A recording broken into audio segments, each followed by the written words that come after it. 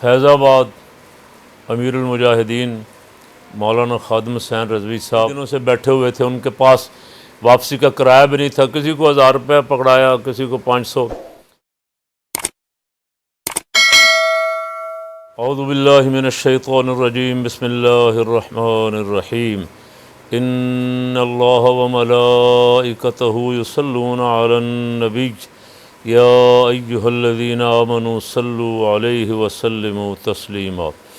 اللہم صلی علی سیدنا مولانا محمد وعلی آل سیدنا مولانا محمد واصحاب سیدنا مولانا محمد وبارک وسلم وصلی علیہ۔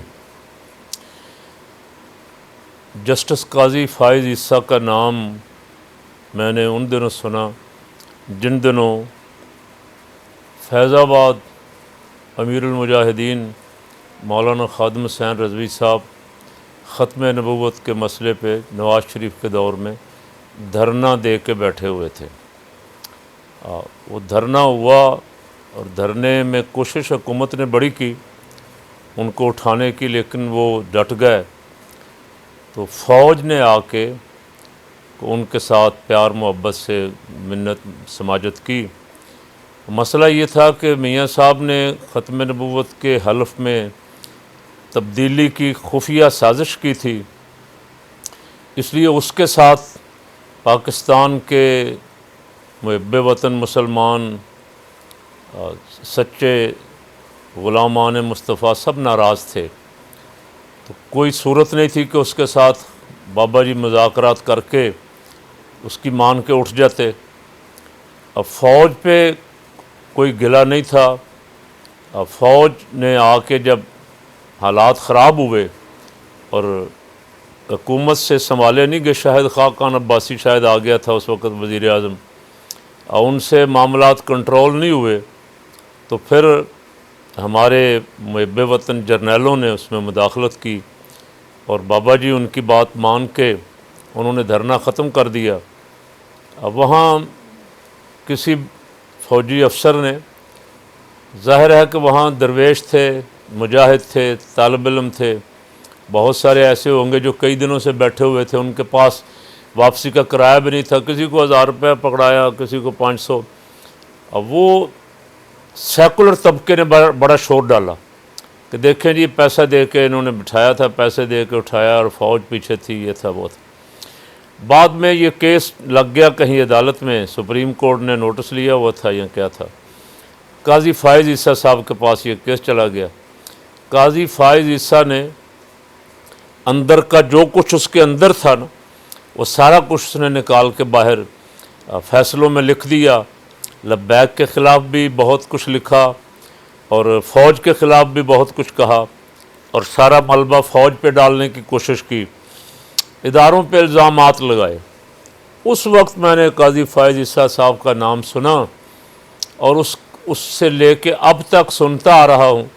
قاضی صاحب اس کے بعد خود، اور لبیک والے درویش تو کہتے ہیں اور بجا کہتے ہیں کہ قاضی صاحب اپنی اسی سزا کے طور پہ پھنس گئے۔ قاضی صاحب کے خلاف بھی کیس آ گیا، جوڈیشل کونسل میں صدارتی ریفرنس آ گیا۔ پہلے وہ عدالتوں نے، ججوں نے اس خیال سے کہ ہمارا جج بھائی ہے، بدنامی ہوگی، اس کو بچایا۔ اب پھر کیس آ گیا آمدن سے زائد اثاثہ جات بنانے کا، جو کافی دیر چلا اور کوئی ثبوت قاضی فائز عیسیٰ صاحب عدالت میں پیش نہیں کر سکے، سوائے اس کے کہ وہ الزامات انہوں نے لگائے، الزامات اداروں پہ لگائے، افواج پاکستان پہ الزامات لگائے، اپنے چیف جسٹس پہ الزامات لگائے، اپنے ساتھی ججوں کو گالی گلوچ کیا۔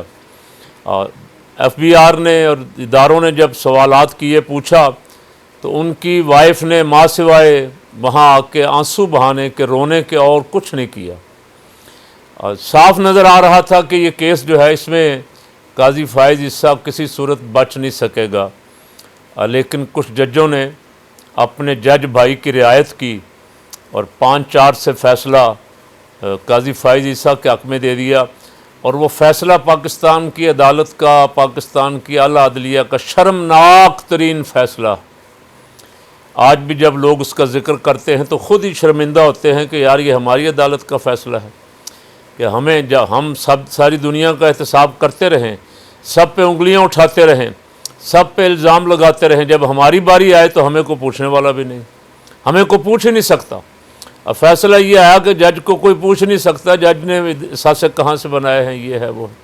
بہرحال مجھے اس سے بھی کوئی بحث نہیں تھی۔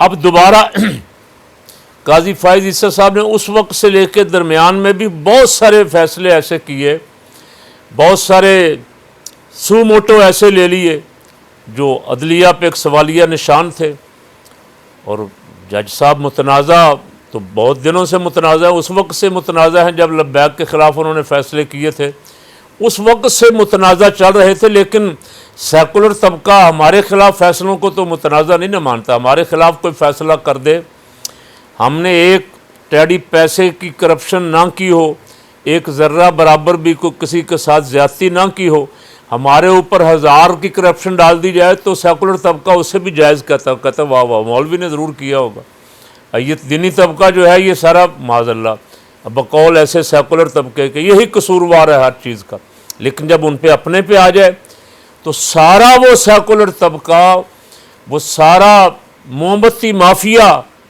وہ سارے سیاسی جماعتوں کے ٹاؤٹ صافی جو ہیں وہ قاضی صاحب کے ساتھ، اتنے بڑے بڑے بلنڈروں کے باوجود بھی قاضی فائز عیسیٰ کے ساتھ کھڑے۔ قاضی صاحب ان کو کہہ کے درخواستیں دلوا کے ان کی مرضی کے فیصلے کرتے۔ ابھی تازہ جو مسئلہ چل رہا ہے، قاضی صاحب نے ان کو کہہ کے ایک درخواست دلوائی اور خود ہی سو موٹو لے لیا۔ سو موٹو لینے کا تو قاضی فائز عیسیٰ کو کوئی اختیار ہی نہیں تھا۔ اچھا، چیف جسٹس صاحب کہیں چھٹی پہ ہیں تو قائم مقام چیف جسٹس عمر عطا بندیال صاحب نے قاضی فائز عیسیٰ کے اس سو موٹو لے لیا اور 5 ججوں کا ایک بینچ بنا دیا جو فیصلہ جمعرات اپنے پیر والے دن فیصلہ کرے گا۔ ایک فیصلہ تو یہ کرے گا قاضی فائز عیسیٰ کو کوئی اختیار بھی تھا ہے یا نہیں ہے کہ وہ سو موٹو لے سکیں، کس حد تک ان کا اختیار ہے، اور جس طرح جن لوگوں سے کہہ کے درخواست دلوا کے سارا کچھ کیا ہے، یہ سارا فیصلہ تو ظاہر ہے 2-4 دن میں سماعت کے بعد آ جائے گا، مجھے اس سے بھی بحث نہیں ہے۔ ہم الحمدللہ اپنی اعلیٰ عدلیہ کا بھی، چھوٹی عدلیہ کا بھی بہت سارے فیصلے دیکھنے کے باوجود بھی احترام کرتے ہیں۔ عدلیہ کا احترام نہیں کریں گے پاکستانی اگر اپنی عدلیہ کا احترام نہیں کریں گے تو فیصلے کیسے ہوں گے؟ لیکن میں قاضی فائز عیسیٰ صاحب سے کہتا ہوں کہ اس عدلیہ کی وجہ سے آپ کو اللہ نے عزت دی، آپ کا نام بنا، پہلے ہائی کورٹ میں پھر سپریم کورٹ میں، اب آپ کی وجہ سے عدلیہ پہ بدنامی کا داغ لگ رہا ہے، تو آپ کو چاہیے تھا کہ آپ اپنے ادارے کی عزت بچانے کے لیے باعزت مستعفی ہو جاتے۔ یہ بھی تو ایک رستہ قاضی صاحب موجود ہے۔ آپ مجھ سے زیادہ بہتر جانتے ہیں کہ جو جج متنازع ہو جائے، وہ کسی کا کیس سن رہا ہو، جس کا کیس سن رہا ہے وہ اعتراض کر دے کہ مجھے اس جج پہ اعتماد نہیں ہے، تو جج بینچ سے اٹھ جاتا ہے۔ اب آپ تقریباً متنازع ہو چکے مکمل، اب آپ کو تو ویسے کسی فیصلے پہ بیٹھنے نہیں چاہیے، آپ کو خود چاہیے باعزت رستہ، ایک ہی باعزت رستہ ہے انسان کے لیے کہ وہ کہے کہ مجھے اس ادارے نے بڑی عزت دی ہے، اب میری وجہ سے میرے ادارے کی بدنامی ہو رہی ہے، میں اپنے ادارے کی ساکھ بچاؤں اور میں مستعفی ہو جاؤں۔ اس لیے میں آج آپ کو مخلصانہ مشورہ دے رہا ہوں کہ خدا رسول کے لیے پاکستان کی عدلیہ کو اتنا بدنام نہ کروائیں کہ کل کوئی اس پہ اعتبار ہی نہ کرے، جس کی جو مرضی آئے کرتا رہے۔ آپ اللہ رسول کے لیے کوشش کریں۔ اب مجھے اس سے غرض نہیں کہ آپ کس کے حامی ہیں، کون آپ کا حامی ہے، آپ کوشش کریں کہ آپ استعفیٰ دے کے باعزت طریقے سے جان چھڑا کے، آپ انتظار میں ہیں کہ میں سپریم کورٹ کا چیف جسٹس بنوں گا اور میں یہ کر دوں گا وہ کر دوں گا، ملک میں جو کچھ آپ کے منصوبے اللہ تعالی ہمیں معاف فرمائے اور اس دن سے بچائے کہ جس دن آپ جیسا شخص پاکستان کا چیف جسٹس بن جائے۔ اس لیے مہربانی فرمائیں قبل اس کے کہ پاکستان کے عوام، ہر آدمی کی آواز، ہر آدمی بول پڑے اس پہ، آپ باعزت طریقے سے خود ہی استعفیٰ دیں اور گھر چلے جائیں۔ آپ کو آپ کی مراعات بھی مل رہی ہیں، ملتی رہیں گی، اور جو کچھ آپ نے گل چھڑے اڑا لیے ہیں میرا خیال بہت کافی ہیں۔ میں باقی ججوں سے بھی کہہ رہا ہوں کہ جو جج متنازع ہو جائے اس جج کو پھر انصاف کی کرسی پہ نہیں بیٹھنا چاہیے، اسے خود ہی چاہیے، اس لیے کہ یہ بہت اہم منصب ہے۔ آپ بڑے بڑے فیصلے آپ نے کرنے ہیں، ملک اور قوم کی تقدیر آپ کے ہاتھ میں ہے۔ اگر یہاں بیٹھا ہی بندہ متنازع ہو جائے، یہاں بندہ بیٹھا کسی کا طرفدار ہو جائے، کسی کے مخالف ہو جائے، تو فیصلہ کیا کرے گا؟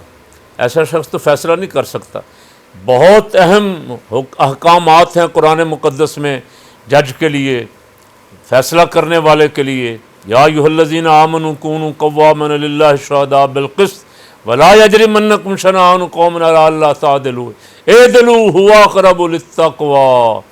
تو جو جج اپنا بیگانہ دیکھنے لگ جائے، جو جج اپنی دوستیاں پالنے لگ جائے، جو جج اس طرح متنازع ہو کے پارٹی بن جائے، اسے کسی صورت بھی اس کرسی پہ نہیں بیٹھنا چاہیے، اس کرسی کا احترام کرنا چاہیے۔ اس کرسی نے آپ کو بڑی عزت دی ہے، اس لیے آپ اب پاکستان کی عدلیہ پہ رحم فرمائیں، اور باعزت میرا فقیر کا مشورہ یہ ہے کہ باعزت آپ مستعفی ہو جائیں تاکہ پاکستان کی اعلیٰ عدلیہ کی ساکھ جو ہے وہ بچ جائے اور بحال ہو جائے۔